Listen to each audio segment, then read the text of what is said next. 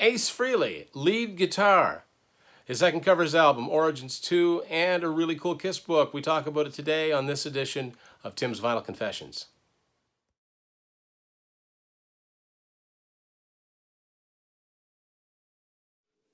Hey everybody, welcome to Tim's Vinyl Confessions. I'm Tim Derling, and on this episode, I am joined by my longtime co-host, Matt Phillips and Will Loomis. You'll see them as they speak here, and we are going to be talking about an album that's been out for a few weeks now. Not all of us have had it for a few weeks, and it is the latest cover album by former Kiss guitarist Ace Frehley. It's called Origins Volume 2, released on E1 Records, as has the last few of his albums been. And so that's the CD version, and I'll also show you the vinyl. Oh, wait. This is volume 1, because you know what? It's late. Womp, womp, womp.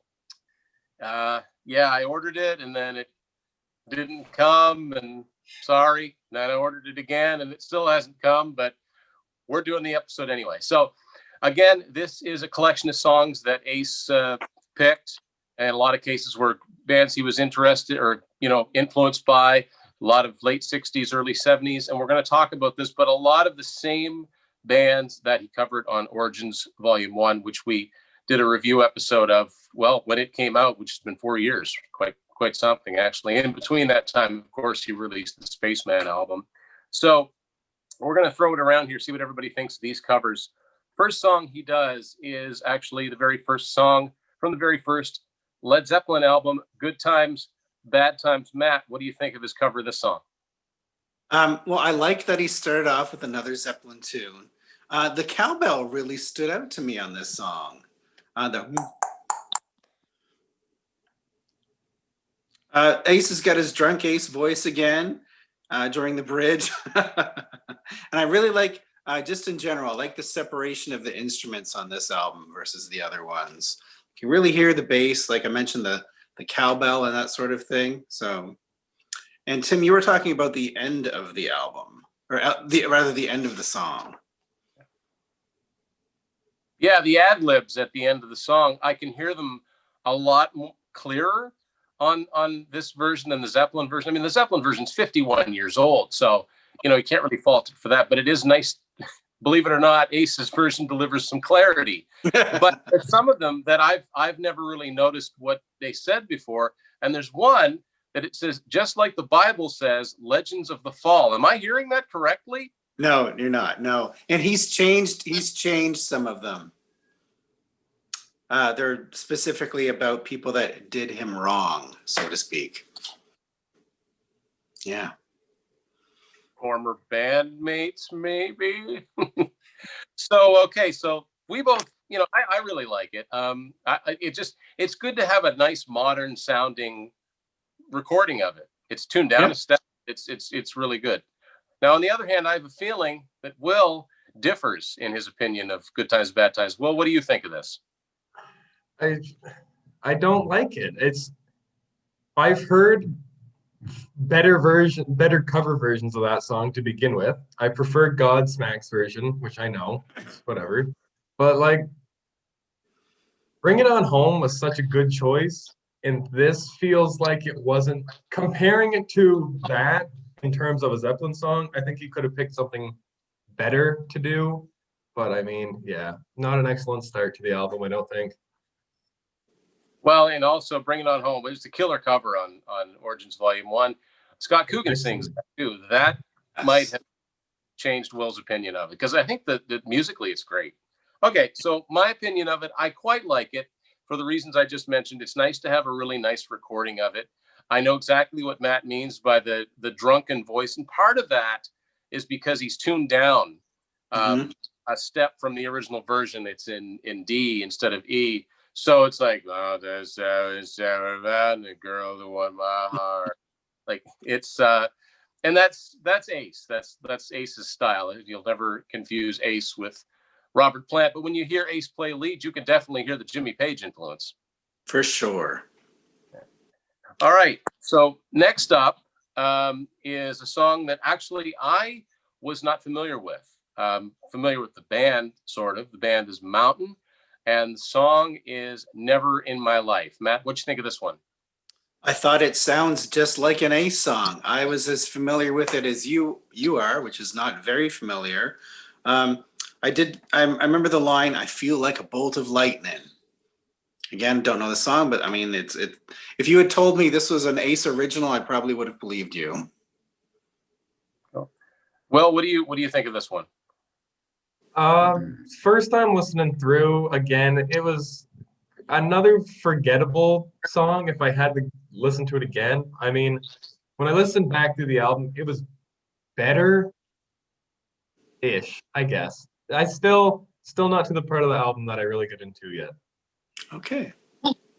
Well, I actually really liked this song, and for the reasons that Matt said, I'm not familiar with it. It wouldn't have surprised me if it was an original. And I have to say this too, knowing that Ace, he didn't always go for deep cuts here. I'm really glad that he picked a different song for Mountain than Mississippi Queen, because that would have been so obvious. I know I really, really, really like this one. It might be actually one of my favorites on the album, and maybe it's because I wasn't familiar with the original. So next up was, I guess you could call it the first single, and it's a song that's, right up Ace's alley. Almost contemporary, really. I mean, Kiss's first album came out in 74. This is from 72. It's a cover of Deep Purple's Space Truckin'. Anything to do with space is kind of a natural for Ace to cover. But Matt, what do you think of his version of this Deep Purple song?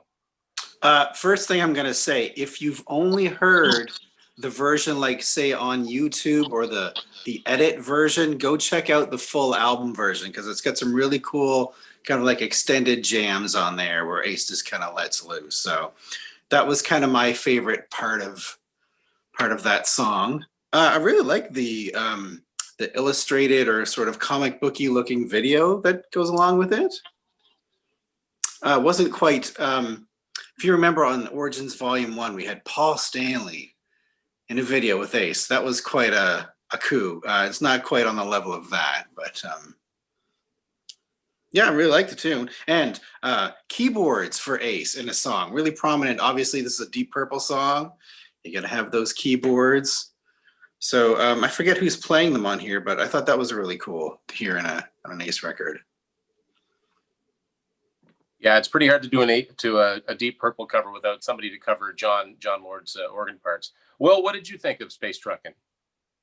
So, like Matt said, the shortened version, the single version was okay, but there was definitely a part that was obviously missed in the album version. The extended solos and the jam parts make it significantly better, I think. It's good. It's one of the better songs. It's after the first two songs, it definitely sounds more of that, like the bogged down, like the deeper, you know what I mean? Not as fast paced as, yeah.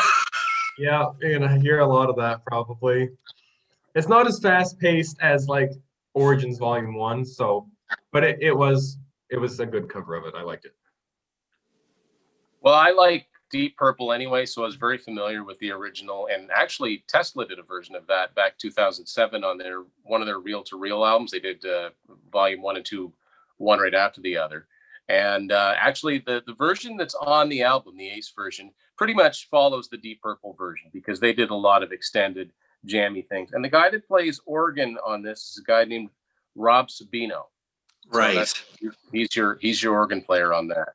Yeah. So next up is the Beatles. The Beatles. It's one of their early tracks, "I'm Down."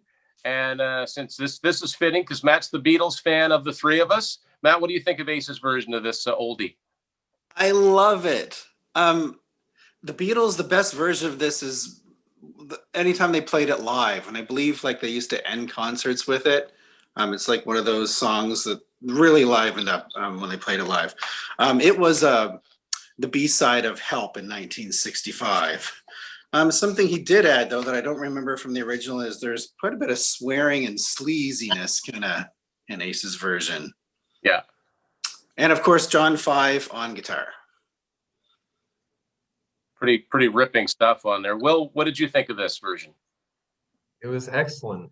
It was more of the upbeat, like sounded like it could fit right on volume 1, and that's what I was hoping the rest of it would sound like, and it wasn't. But I one of the best songs on the album. Had you heard that song before, Will? I didn't. No, I didn't hear that song before. I don't listen to the Beatles much. Yeah. Haven't really gotten into a lot of their stuff, so it was the first time hearing the song. Cool. So the first time that I heard I'm Down, and I'm probably speaking for a lot of people our age, is the Aerosmith version. Yep. They did that song on Permanent Vacation. And I mean, there's no comparing Steven Tyler at his prime singing to Ace singing, but it's a fun rock and roll song. And it's, Ace doing a Beatles song. Ace isn't going to do A Day in the Life. He's not going to do something, their later, more adventurous phase. It makes sense for him to do an old-fashioned, rock and roller like I'm Down. I mean, he could have done I Saw Her Standing There. He could have done a lot of their early songs. I'm really glad he picked this one. I'm quite happy with it. Yeah, he does raunch it up. I'm pretty sure that the Beatles don't say I'm effing down. Let's see. So next up, Skip.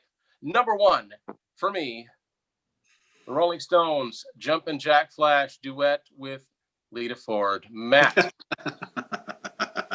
No comment, Tim? Is that what we're hearing from you? You go first. Oh, okay. Well, this one's got Lita Ford on vocals. I know you were really excited about that, Tim. And I think it's a pretty awesome cover. But it's a really familiar song. So he didn't really go kind of outside of the box on that one. Don't have much else. It's awful. It's absolutely horrible. Like the Led Zeppelin thing.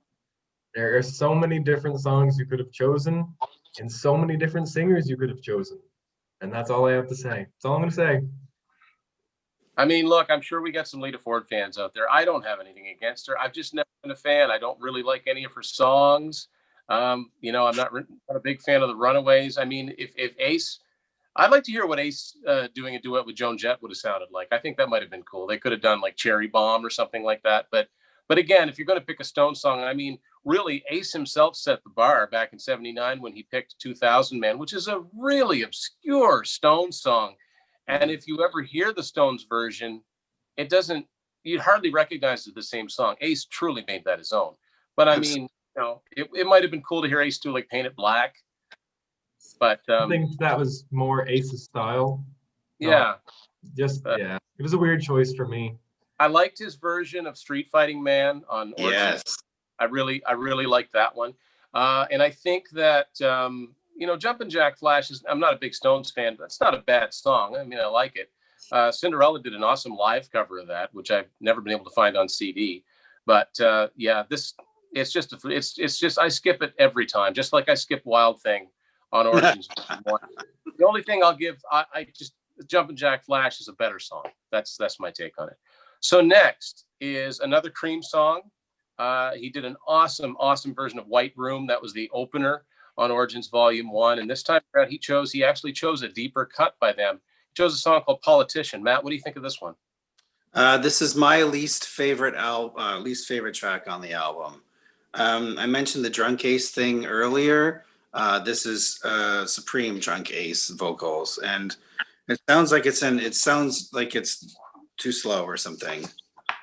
It is nice that he picked a song that wasn't a single. It was kind of interesting. I mean, again, I'm not familiar with the song, so it was from the same album as The White Room, but it's not a single from that. So that was kind of cool, but I just don't like it. Yeah. Yeah, well, I understand the too slow thing, and it was another one of those songs. The only reason I like it more than some of the other ones is because I wasn't familiar with that song. So like I couldn't tell if he screwed it up or like messed around with it. You know what I mean? Like to me, it was just a new song. Whereas Times Bad Times, I had stuff to compare it to. So I didn't hate it. Wasn't my favorite either. Well, it's interesting because this one I was not at all familiar with this Scream song. I guess I'd heard the title, but unlike Never in My Life, which I liked because I wasn't familiar with the original version of it. Like Matt said, I did find this one very draggy, very sort of like, it almost sounds like it's their speed is slowed down too much. Sounds awkward in places, some of the changes. Now, maybe that's the original too. Maybe I just, honest to goodness, just don't care for the song. I don't know. It's definitely not, I'll listen to it. I don't skip it, but we've hit 2 in a row that I'm not big on. And that's, it's not boding well, but we'll see where the rest of the album takes us. Although I'm looking ahead in the track listing and it doesn't look good. Anyway, so next up, he covered a really obscure song by the Kinks on Origins Volume 1 called Till the End of the Day. I didn't know it all, and I liked that one. This time around, he did not go very adventurous, and he covered Lola. Matt, take it away. I love the original version of this song, and of course the Weird Al Yoda version of this song. Not a huge fan of this version. Again, this one sounds like it's in a weird key, but it's like his vocals start out kind of really low for him. It's man, I don't even know how to explain it. And who else? I think it's his girlfriend is singing on this as well. Yeah, Lara Cove is her name, and Okay. she doesn't add. I'll leave my opinion until after. But yeah, Lara Cove is her name. Yeah, I thought it was okay, but I really like the original. So, Will, give it to us. Again, not good. Just not good. It's the cover. First of all, I don't really like the original song, but I like the original song better than this version, which isn't saying very much. Well, okay. So it's funny that, Matt, you mentioned that it's a key that it's really low key. When that song, the original version of Lola, comes on, it always sounds out of tune to me. Yes. It's like the guitar. It's like the 2 guitars aren't quite in tune with each other. Yeah. It's draggy. So an Ace song. Yeah, I know. This drags. I just next. Not crazy about it. Next up is Humble Pie. 30 Days in the Hole, featuring Cheap Trick's Robin Zander on vocals, which is the only full lead vocal on one of these songs by another vocalist. Matt, what do you think of this one? Well, don't love this one. It's got Robin Zander from Cheap Trick on vocals. I do remember this song being on the Grand Theft Auto 5 soundtrack, which came out 7 or 8 years ago. I've seen lots of bands perform this, like a local band, The Trues, perform this song all the time. It's kind of the least interesting song on this album for me. Probably the one I would skip. And Will. I wish I could cut off the end. The first 3/4, 4/5 is like really good, and then it just says, it goes on like it never wants to end. And it just says the same thing and just keeps going. But like the first 4/5, 3/4 of the song. What? It's like a Kiss song. Yeah, but nowhere near as good. Yeah, but like this is in the top half of the album for me, but it would be even better if they just trimmed it down a little bit. So I'm not really familiar with Humble Pie. I know, like, the guys in Aerosmith loved them, and they were a big band in the early 70s. I'm familiar with this song because Mr. Big, it's actually not on the record, but on the cassette and the CD, the last song on their first album is a live version of 30 Days in the Hole. And the Mr. Big connection continues. Matt Starr, the drummer that replaced Pat Corky, I think plays on most of this album. And actually, the Canadian metal band Kick Axe did a recording or a version of 30 Days in the Hole in the 80s as well. So obviously it was an influential song for a lot of people. I love Robin Zander's vocals on this. They sound a little out of control, but it kind of fits the song, and the song, I mean, it's a higher key for Ace. It actually would have made more sense for him to sing this one because it's about getting busted with drugs. Yeah. Yeah, it talks about but, all different kinds of drugs and stuff. Very, very, yeah, like black Nepalese and silver Coke spoon, and yeah, it's very, very explicit. And I actually think this was a top 40 single, which is funny because obviously people did not know what any of those things were. But I quite like it. It's got a lot of energy to it, and the album starts to pick up for me at this point. So the next song we have is he covered Hendrix on the first album with Spanish Castle Magic. This time around, he deals with the topic of manic depression. And the first time I heard this song was on a Hendrix tribute album that came out in the early 90s called Stone Free. And the version I heard was Jeff Beck featuring Seal doing this. And I realize now that that's just how the Hendrix song must go because it sounded familiar to me. Matt, what did you think of this? Well, I really like this one. It's got kind of a weird, like even the original song has this sort of weird tempo, and I find Ace sounds really, really, really great playing this song. I noticed one of the lyrics. It goes, "I wish I could caress and a kiss, kiss." Like that's one of the actual lyrics from the song, and I kind of thought that was funny that he brought out the kiss part. And of course, Bruce Kulick is playing lead on here with him, which is pretty cool. Bruce does his own solo, and then I think they kind of trade off at the end. Yeah, I like it. Yeah. Will. Yeah, this is by far probably my favorite song on the album. It's Woo!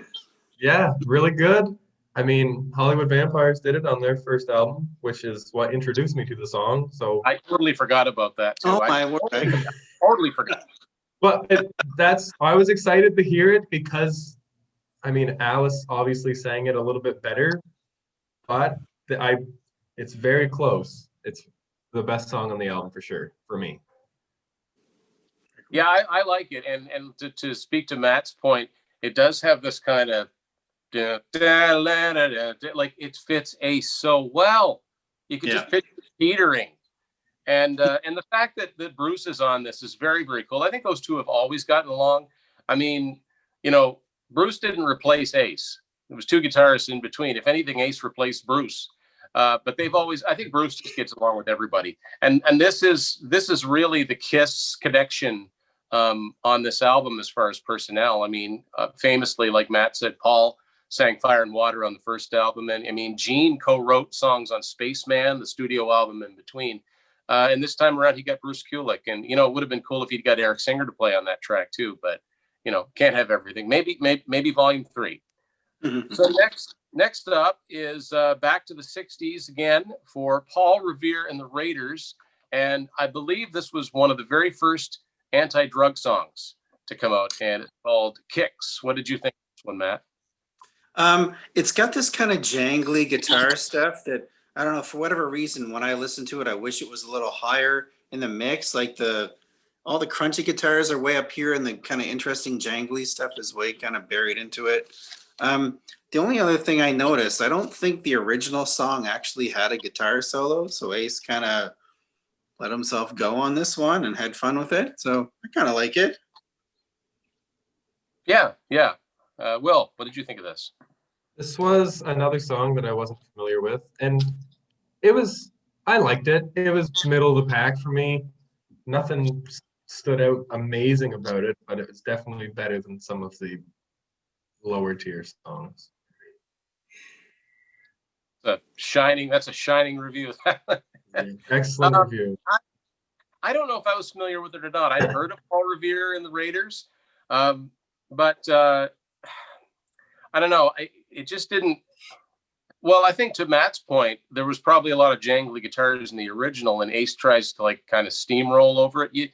Not every needs that approach, and I just don't think it fit him too much. The message is kind of one that I'm sure people tried to give Ace many times in the 70s, 80s, and even after that. Not terrible, but I think I'm just not crazy about the song itself. So next up is number 11, the second to last song. It's called bonus track 12, but it's on the album. Number 11, We Got to Get Out of This Place by the Animals.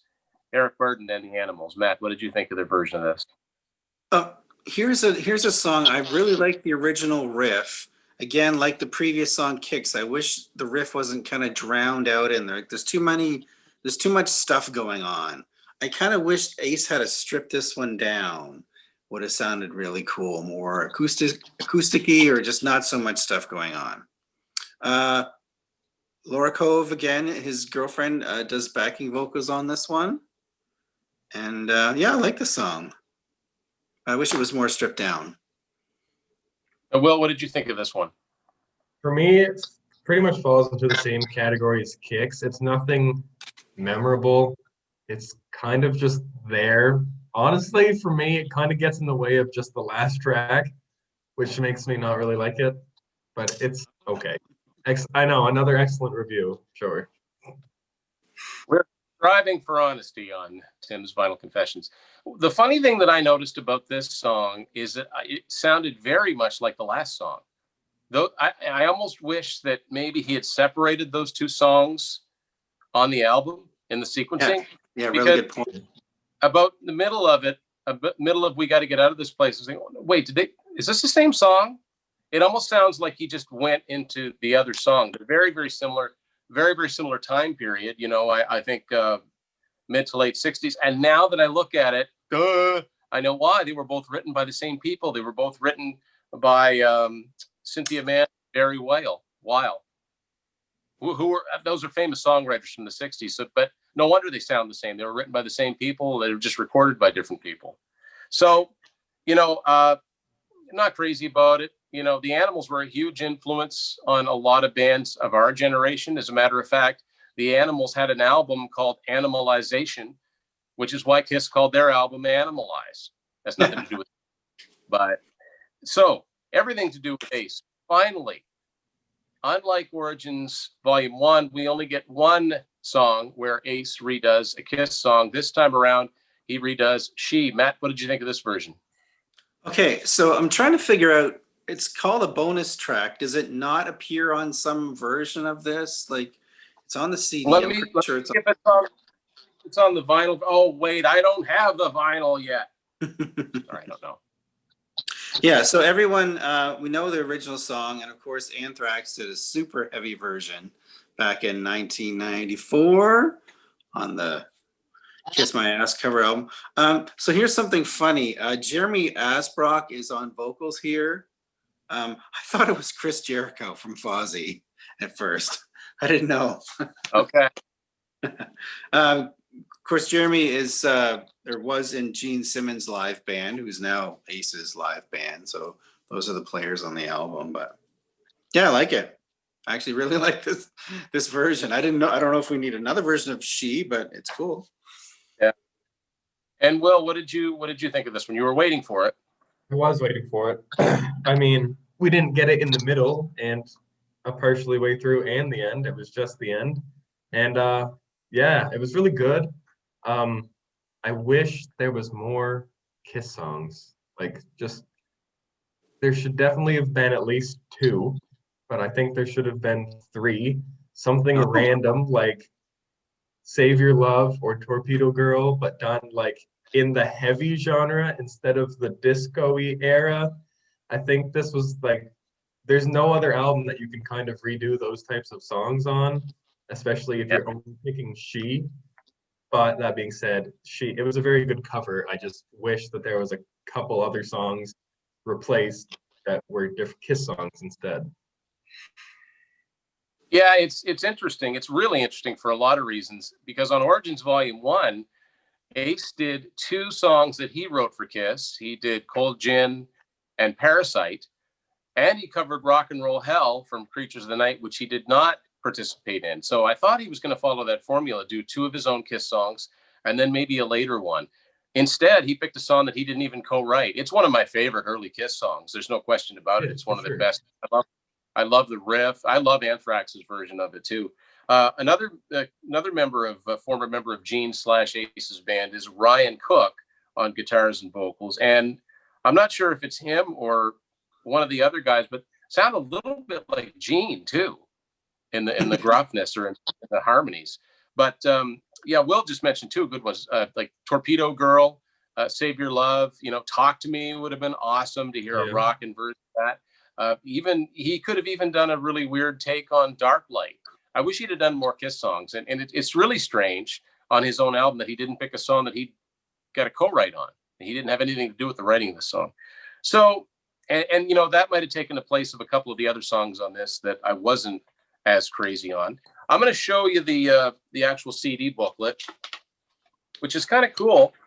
And it's about, give you an idea of what the vinyl would look like. Very similar theme to the last one. This one's a darker one.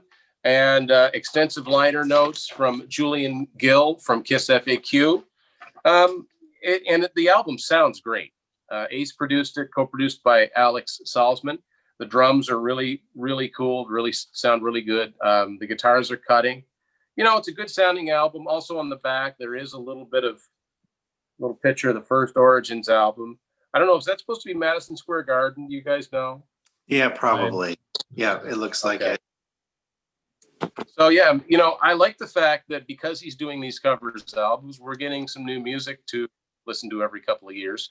But I've listened to it quite a few times now, and it's okay.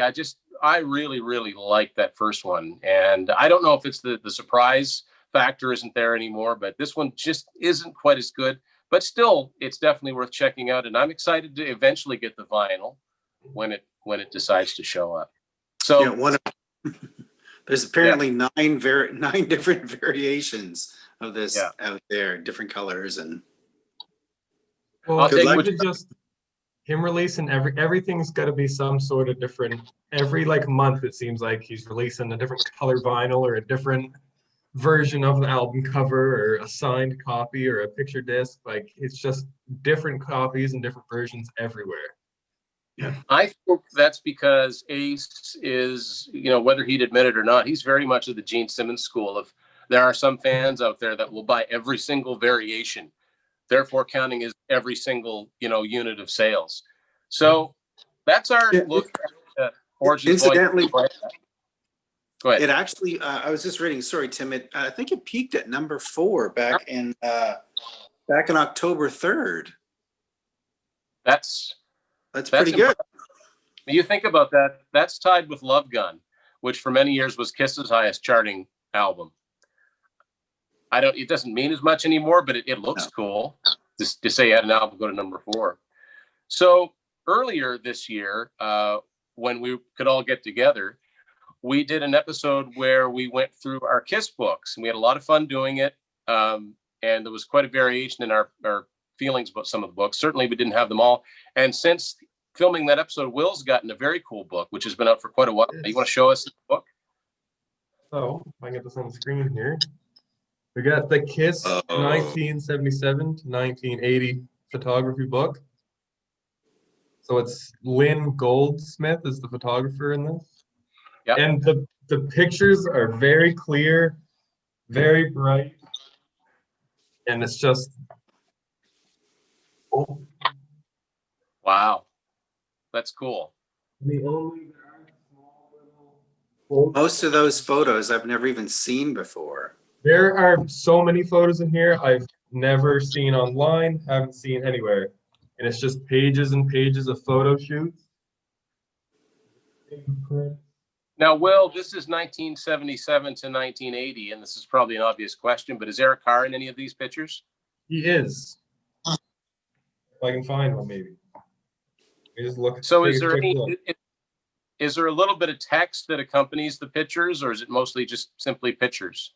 It's mostly pictures. The only text is quotes from Gene and Paul, very small blurbs. They might not even compliment the picture every time, just compliments the time period for the most part. Wow. Cool. Yeah. Very cool. There's a lot of comments about Eric being very awkward. So when they did group photos, they kind of circled around him, so he just blended in. Well, those guys would have all been used to photo shoots at this point. Right. To find the fact that there's that many photos that haven't been seen online a million times is pretty amazing. But then again, even if they've been online, they're probably in a much better, easier on the eyes form in this book. Yeah, they're extremely clear, and there's like just the print. And out of any of the books I've seen or pictures and like biographies and stuff, like Paul's book, for example, I think they're even more clear than that. And just blown up and easy to look at the small details and the parts that you kind of get past by. Matt wants to know, I think, how's the binding holding up? It's doing very well so far. It hasn't been opened too many times, but so far so good. Oh, there's Peter that's the cover of his book. Yeah. Or very close to it. Yeah, very close. Or the same photo session. When the first page that you opened to that had the 2 shots of Jean, that kind of reminded me of the Milton Bradley puzzle picture. Cool. I always like the bullet belt, and Peter had the bullet belt. Yeah. So there's so many cool photos in here that I've never seen, and the same photo shoot, but like every different like photograph that was taken, like, just slightly different, just really cool. So it's like a coffee table book, just something you sit down and you don't read from cover to cover. You just kind of flip through it once in a while. Yeah, I just flip through, mostly photos. I went through the entire thing and read all the blurbs in like a half an hour, and that was really looking over the photos because it was my first time going through. There's not too many quotes or blurbs, just small little parts. Those are the good ones to do book reports too. Not a lot of text. Yeah. So definitely worth picking up then.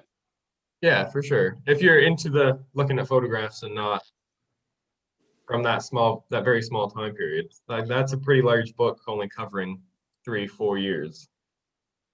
But if you think about that, a lot happened in those 4 years. Yeah. I mean, that's a Love Gun Alive 2. That was probably their peak of their popularity as a live band. You had the solo albums, and you had Dynasty, and the biggest change of all is, Peter leaving and Eric coming in. And it'd be interesting to see a book like that covered, say, 81 to 84. Although I don't think the pictures would be cool.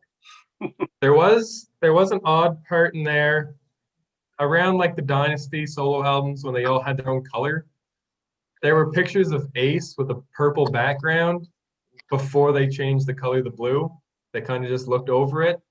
So there's pictures of Ace with a purple backdrop right after pictures of Paul with the purple backdrop, which I thought was interesting.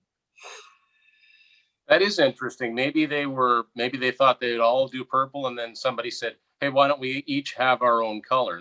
That's interesting. I always found that interesting because they did that, and then they did it again on Asylum. Yeah, that was different. Yeah. And the other thing, I think this was the first time Tim heard of this, is when Jean had braces on during the tour and during photo shoot. I honestly did not know about that. You sent me some screenshots, and yeah, you can plainly see he's got some dental work. Yeah. A lot of that photo shoot it's when he puts his top lip over his teeth and just shows his bottom teeth. That photo shoot he has braces during that period, so he's mostly trying to cover them up. But I didn't know that at all. No. And in 2020, if an old Kiss fan like me can learn something I didn't know, that even if you could just glean a tidbit like that out of it, you learn something you didn't know before. But it kind of reminds me of, they talked about Freddie Mercury, how Freddie had quite an overbite, so he tended to do the same thing. But that wasn't braces. That was just his teeth. Yeah. Very cool, guys. So that was a look at Ace Origins Volume 2. Really did try to listen to it quite a few times before filming this, and fortunately I've had it for a little while. So it's not like instantly just listen to it twice, but the best thing I can say is that hopefully it grows on me over time, and it's definitely not bad, and it's a worthy addition to the Ace Frehley collection, and I hope he does another one. There's no reason for him not to. Yeah, it's his Thank you. Oh, I was just gonna say, it's like his He's fifth been- album in 9 or 10 years. He has done, yeah, starting with Space Invader, he's done an album every 2 years. So that's pretty prolific. And you know what? I've said this for a long time. I wish Kiss would have put out a cover album, just something new to anything listen at to. all. But anything at all that's not another compilation, please. Or another Anyway. live album. Of So, the same guys- setlist. Yeah, what do you guys think about Origins Volume 2? The Kiss book that Will just showed you. Just comment below. And thank you all for watching Tim's Vinyl Confessions. We'll see you later.